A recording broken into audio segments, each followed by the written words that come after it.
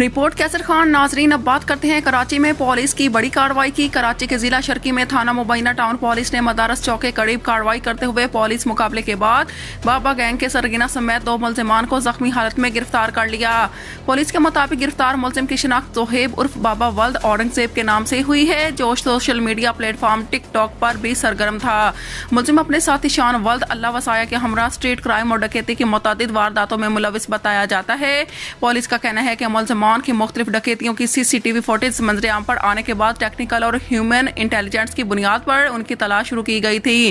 खुफिया इत्तला मिलने पर पुलिस ने बाबा गैंग के खिलाफ ऑपरेशन किया, जिस दौरान पुलिस और मुलजिमान के दरमियान फायरिंग का तबादला हुआ, जिसके नतीजे में दोनों मुलजिमान जख्मी हालत में गिरफ्तार कर लिए गए।